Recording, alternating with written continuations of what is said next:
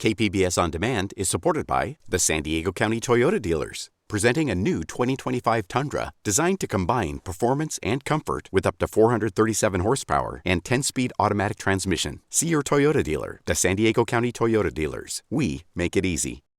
It's Hispanic Heritage Month, and Cinema Junkie has some viewing recommendations for you. But, of course, it's not a conventional list. I really enjoy confrontation as a viewer. I don't like being lulled into a sense of complacency while I'm watching a film. And I think some of the films that I've kind of earmarked start with these kind of confrontational, cinematic kind of provocations. Welcome back to listener-supported KPBS Cinema Junkie. I'm Beth Accomando. Today, I'm speaking with one of my favorite film programmers, Media Arts Center's Moises Esparza. For the past decade, he's been programming daring and diverse films at the San Diego Latino Film Festival and Digital Gym Cinema. I asked him to curate a list of films to watch during Hispanic Heritage Month, and he did not disappoint. This is not a list of the most popular or biggest box office hits or most familiar names. Instead, Moises serves up a very personal list of films culled from the thousands of movies he's programmed over the last 10 years. And the films reflect the diversity of Latin, Latinx, and Hispanic cinema from across the U.S. and around the globe. Okay, asking someone to pick just a handful of films to reflect a decade of filmmaking from around the globe is no easy task. So I have allowed Moises to offer a slightly longer list of film recommendations online at kpbs.org/cinemajunkie. So you can find a title list with his comments for more films to seek out. But right now, I need to take one quick break, and then I'll be back with a truly diverse and provocative list of films to watch during Hispanic Heritage Month.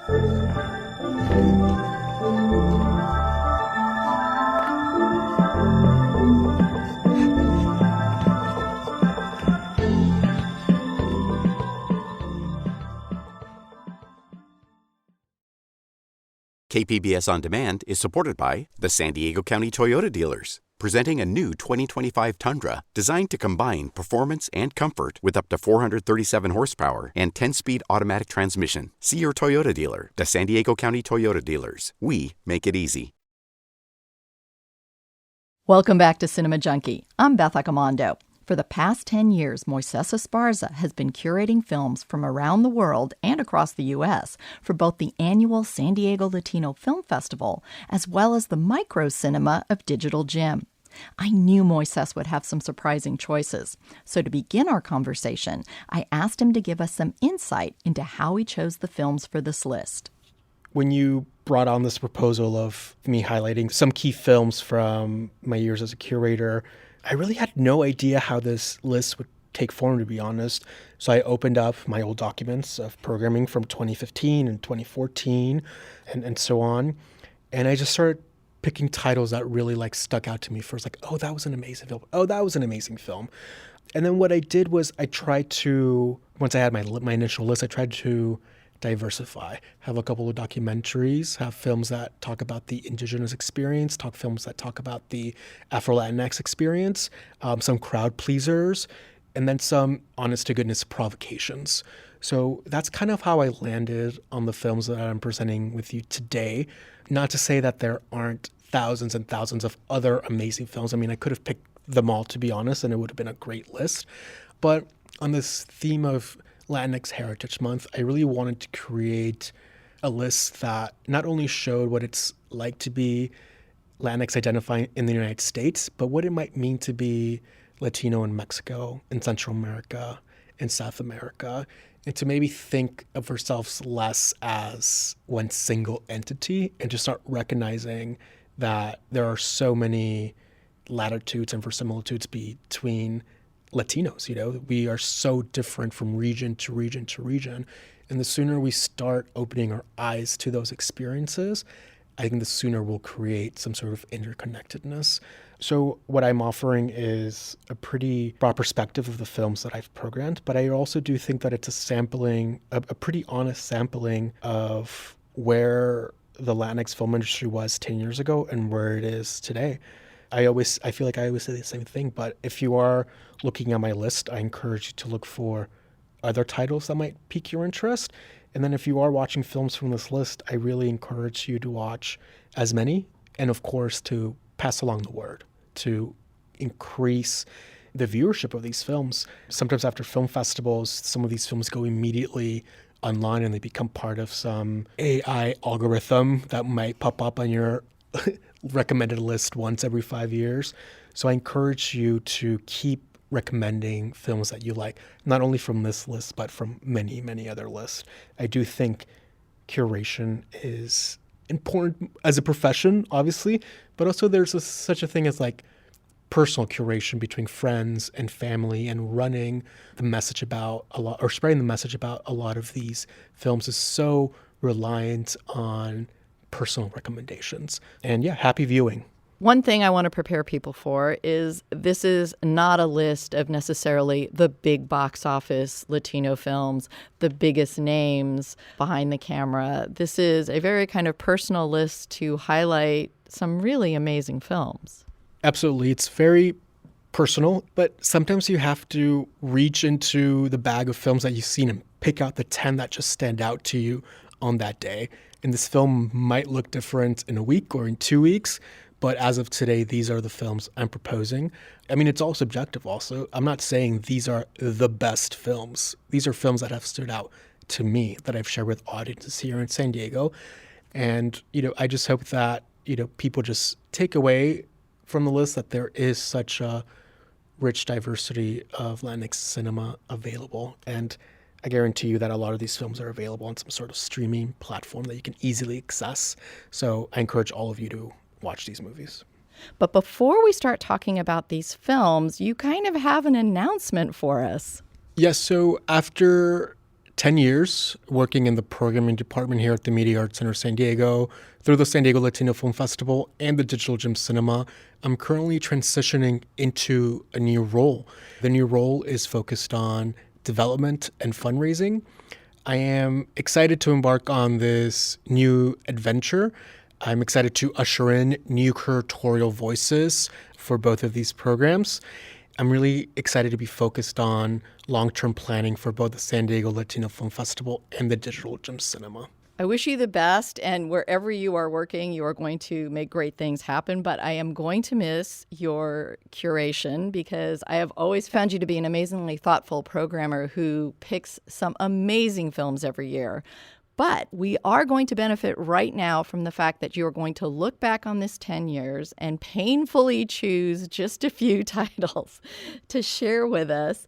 And I'm not sure where you might want to start, but a lot of your films kind of feel like road trips and journeys. So maybe pick a journey, a road trip to start with. Yes, thank you, Beth. That's such an interesting point. I do think that during my tenure here as programming manager, I have seen a lot of films that recontextualize the road movie or the adventure movie. And I think a great place to start and to situate ourselves within sort of my programming philosophy is with Tatiana Hueso's documentary Tempestad, which means storm. It's not a typical road movie in the sense that you have two sidekicks embarking on a fantastic adventure. It's actually a portrait of Mexico at a crossroads as it has an internal reckoning with all of the cartel violence that has been so prevalent for so many years now. The film itself focuses on two stories. One of them is focused on a woman who was wrongfully convicted of human trafficking, and she's sent to a prison where her family's forced to pay for her safety every week. And the second story that we learn about through this documentary is about a circus performer who fights against all odds to find out what happened to her missing daughter. Now, as I describe the movie, you might be wondering, like, how is this a road film? And where that comes in is through the visuals of the film. What you see as you hear the narration of these women telling their stories is footage of empty Mexican highways, countrysides, security checkpoints.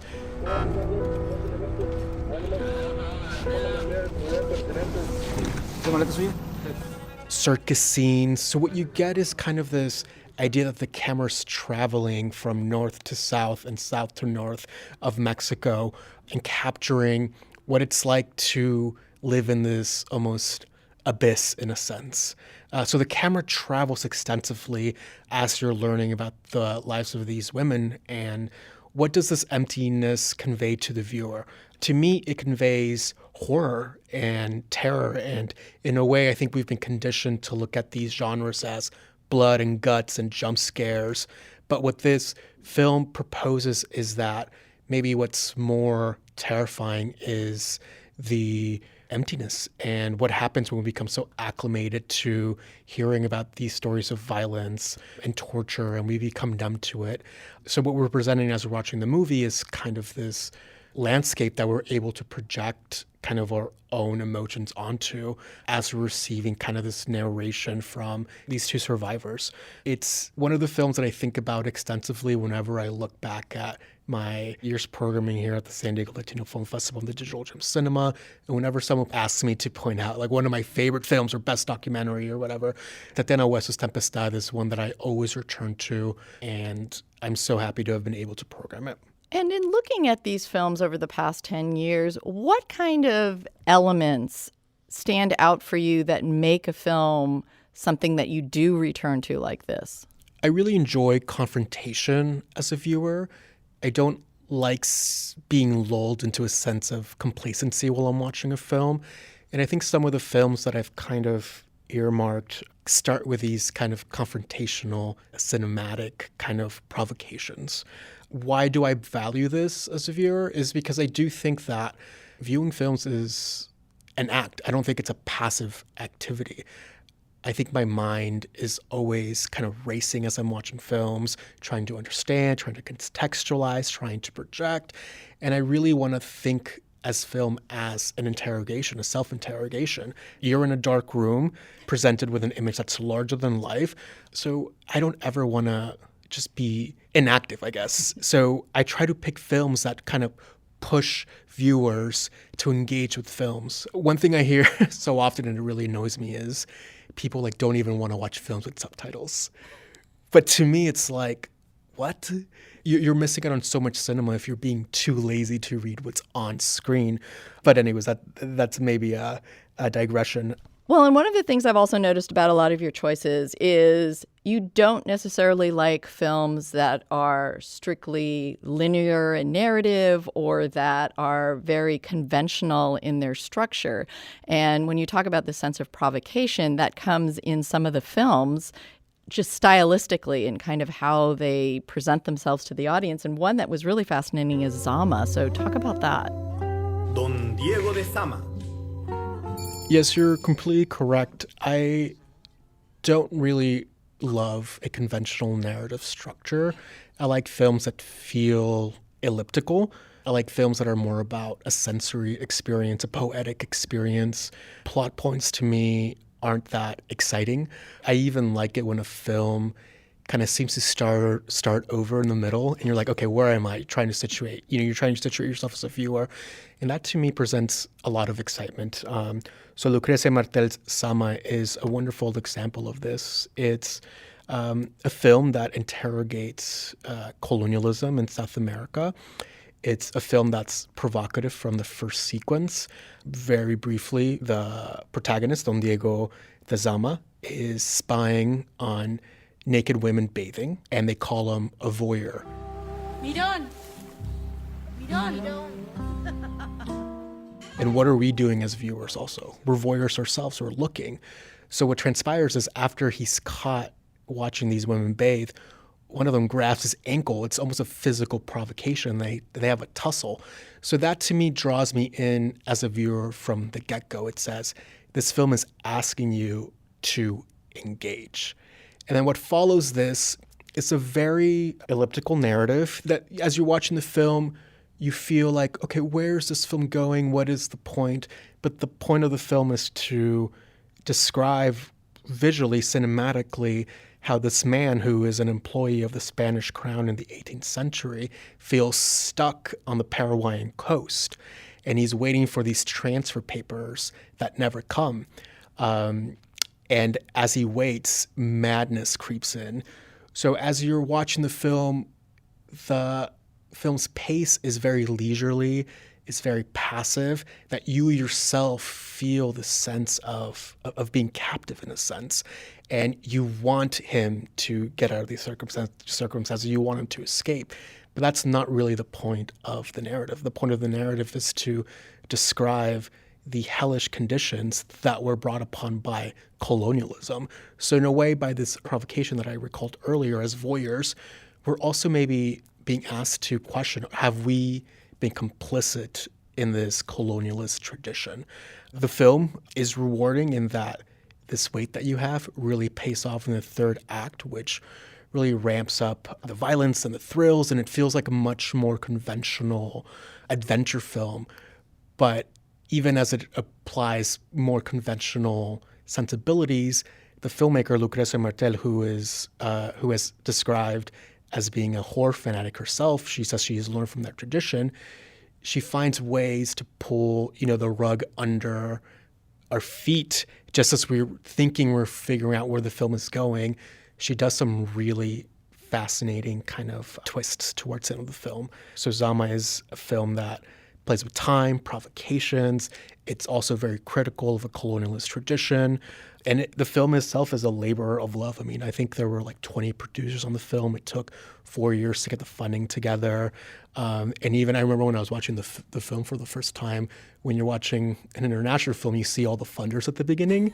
And it was a very long kind of funders role. And I thought, wow, it's amazing that for Lucrecia Martel, who is an established filmmaker, she had to really fight to get the funding together for this film. And again, I'm really glad to have been able to program it during my tenure here. And over the years, you've also returned to some directors that you've liked. Gabriel Mascaro has directed a couple you've liked, including one that was a science fiction film, Divine Love. But what is the film that you want to most kind of recall from this past 10 years from him? Yeah, so Gabriel Mascaro made a sci-fi film a couple of years ago called Divine Love that was, in a way, a response to Bolsonaro's right-wing politics. And his earlier film is such kind of a departure stylistically and in terms of aesthetics, but in terms of its exploration of sexuality and gender roles, they seem kind of like very interesting companion piece. And the film I'm referring to is Neon Bull.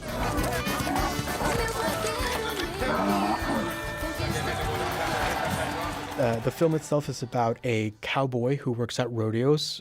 He leads a very nomadic life with his chosen family, and they travel from rodeos to rodeos together. And again, when you first watch the film, you think, I recognize this cowboy archetype, I recognize this cowboy persona, I know what this person is about. But about a quarter into the film, you learn that this cowboy also has aspirations of being a fashion designer. So he's always scribbling sketches of very provocative stagewear, which he creates for his friend. So when you learn that kind of like nugget of information, you start thinking about the film in different terms. It's not just an exploration of cowboy culture. It's also an exploration on sexual fluidity and the fluidity of maybe stereotypes that we bring into viewing experience. We think a film is going to be personified a specific way, but it's totally different.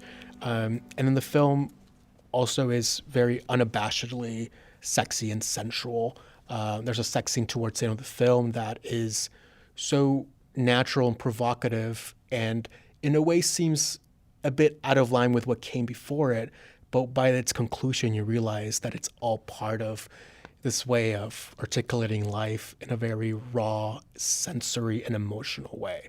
So Neon Bull also stands out to me as one of the films that really bucks conventions and asks the viewer to put aside their own prejudices and stereotypes and be really involved in a new world that Gabriel Mascaro creates. But yeah, again, really thrilled to have been able to program Neon Bull while I've been here. Now, a lot of these films are a bit provocative in terms of content and structure, but sometimes you also have liked some that are a little more of the crowd pleaser kind of genre, and one of those involves young children looking for treasure. Yes, so a question I get constantly asked by patrons of the Latino Film Festival and the Digital Gem Cinema is, why are there no family movies? And I tell them there are family movies, they just don't look like what Hollywood is pushing. They have a different tonality, they have a different rhythm. There's films at every one of our editions that are appropriate for ages 0 to 100 or whatever, you know? And Tesoros is a movie I want to point out as being so accessible to everyone and so crowd-pleasing, but also has its own provocative messaging. Like you said, the film is about a group of students, young students, who live in the Mexican Pacific coast, who decide that one of their maps that has an X on it, accessible through an electronic device, looks very similar to their town, to where they live, and they notice an X. So they become convinced that there's a treasure in this X.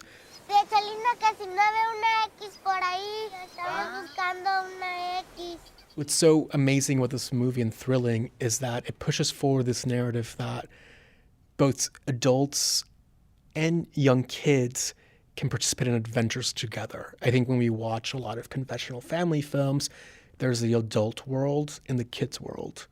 And what this movie does is that it merges the two of them and emphasizes that with collaboration and, more importantly, community building, you can achieve great things and you can embark on amazing adventures that will come to define your young existence.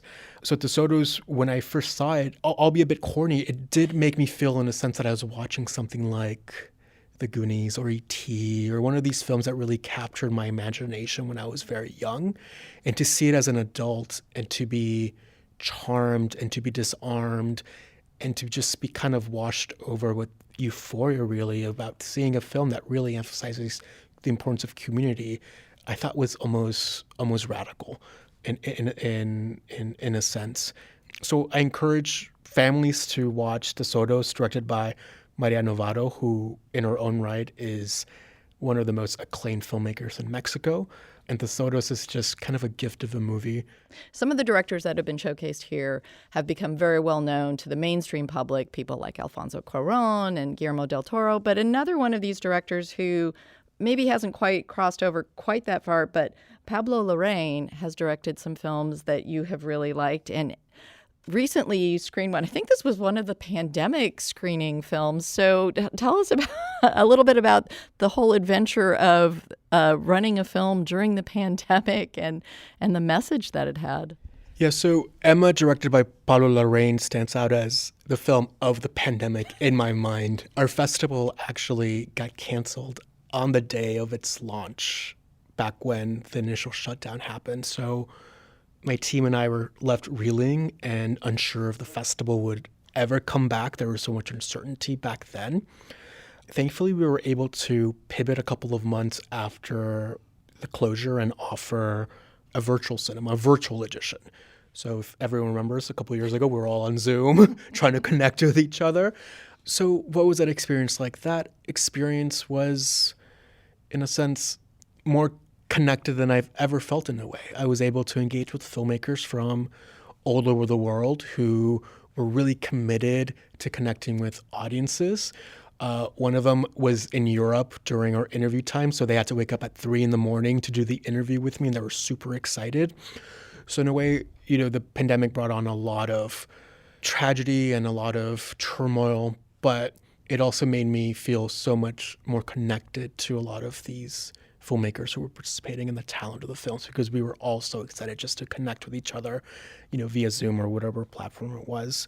All of that to say is that Emma is the film that defines the pandemic in my sense, because of this really iconic image that I have of the film in my mind, which is of the protagonist carrying a flamethrower and setting things ablaze in a way that's kind of how I felt my internal mental state felt during the pandemic. A lot of frustration. I needed a release. And Emma is a catharsis on so many levels. Again, a provocation, a film that focuses on redefining a nuclear family structure. It focuses on a couple, two dance choreographers. They adopt a child, and then the child does something truly heinous, and they're forced to give the child back. The woman in the relationship, Emma, becomes a social pariah. There's a line in the film that I think about a lot where it's like, mala mujer, mala madre, bad woman, bad mother. So this film really investigates like what it really means to be a woman and what it really means to be a mother. And it offers alternatives to motherhood that I've never seen on screen. It blends it with dance and this flame throwing that I just described to become a really sensory experience. I think, usually I like slow, methodic films, but this is the complete antithesis to that. It is an angry film, a film that has a lot to say about sexual fluidity and family structures, and a film that really wants a revolution to happen so that women feel less confined to these very specific gender norms. So in my mind, Emma will always be representative of the pandemic. And like you mentioned, it's directed by Paul Larraín, who is such a wonderful, wonderful filmmaker and has a new film on Netflix that imagines Augusto Pinochet as a vampire called El Conde. So he is a filmmaker that's constantly pushing themselves to create new, exciting works. Well, and the interesting thing about that film, too, is that screened at the very beginning of the pandemic, but it seemed to be kind of a harbinger of the unrest and anger that was going to come fairly soon after the pandemic started with Black Lives Matters and, a number of other things like that.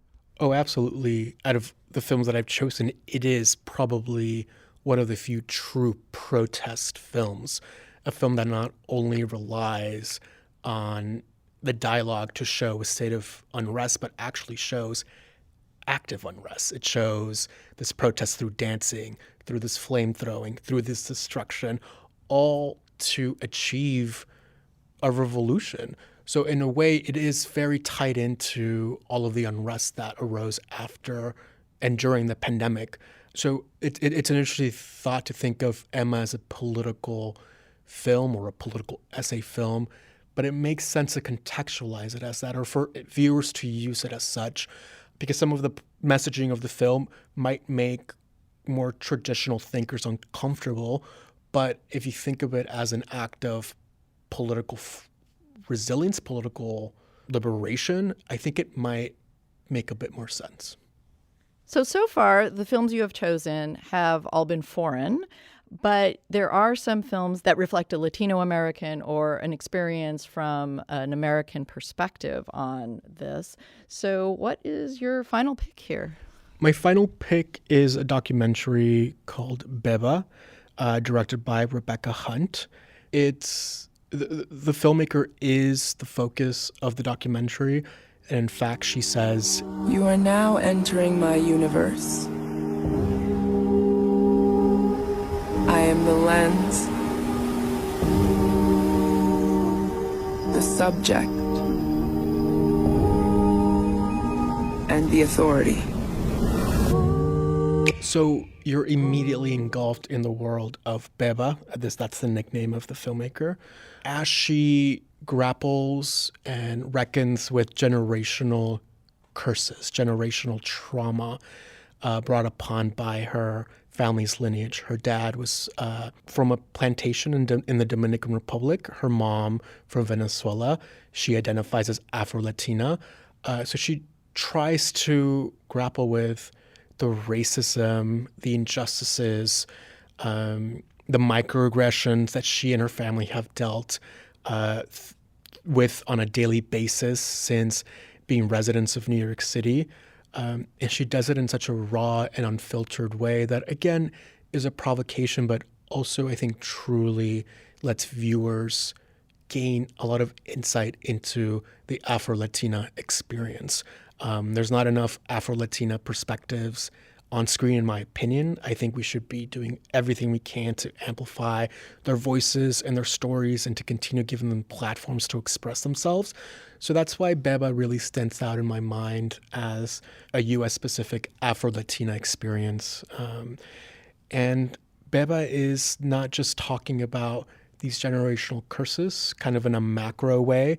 It also turns the camera on the subject. The filmmaker turns the camera on themselves and allows us to see flaws and allows us to see anger and allows us to see reckonings between her and her family.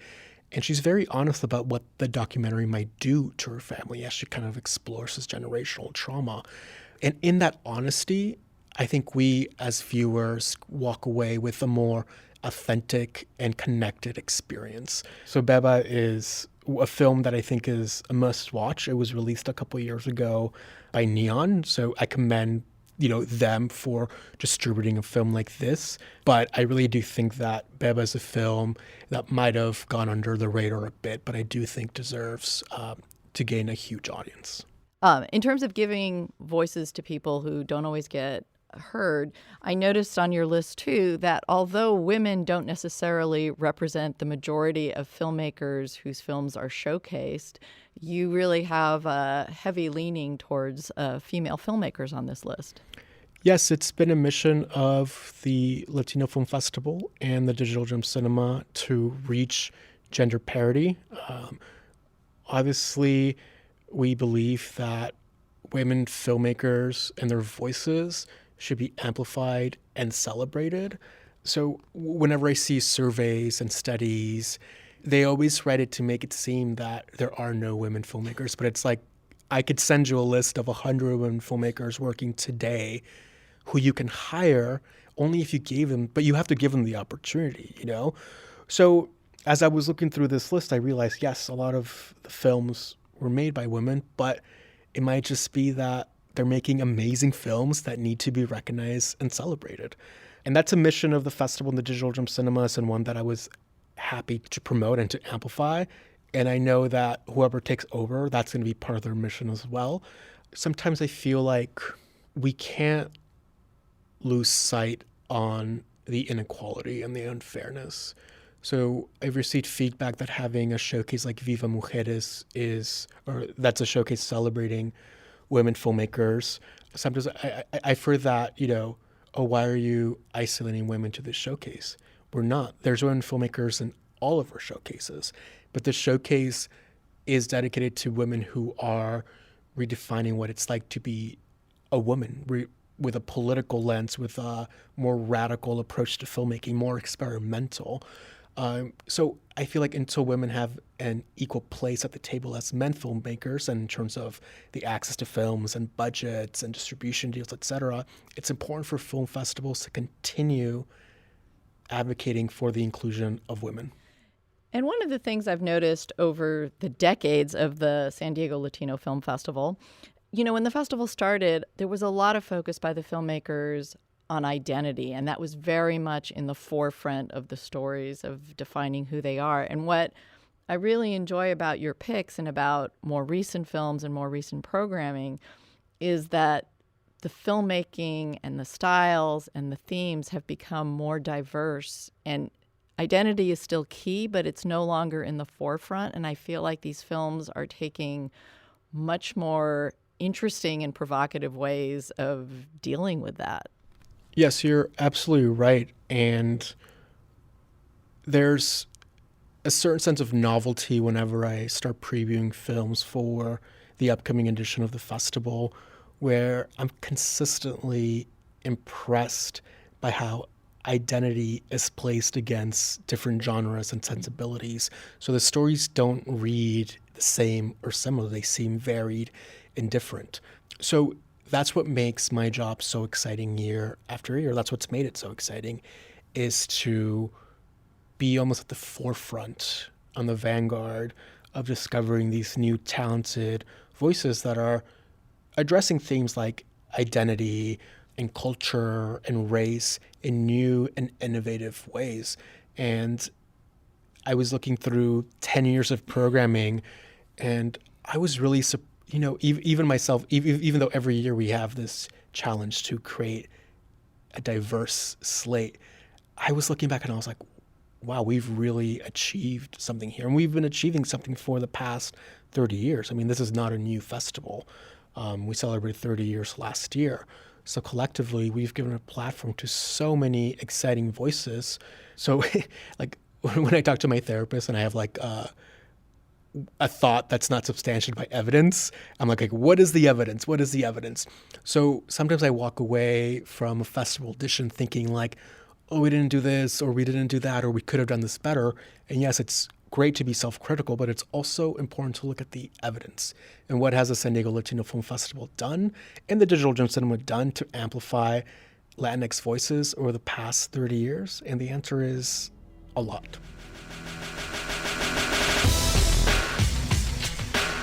All right, I want to thank you very much for going over 10 years of your work here. Thank you so much, Beth.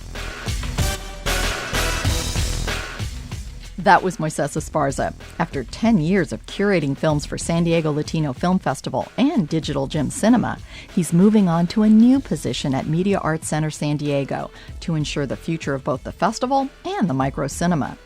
That wraps up another edition of KPBS listener-supported Cinema Junkie. If you enjoy the podcast, then please share it with a friend, because your recommendation is the best way to build an addicted audience. You can also help by leaving a review. Till our next Film Fix, I'm Beth Accomando, your resident cinema junkie. KPBS On Demand is supported by Marrocale Design and Remodeling, helping homeowners with their home remodeling needs. From ADUs to kitchen remodels, room additions, and custom homes, Marrocale Design and Remodeling can help homeowners design and build their dream homes. More at trustyourhometous.com.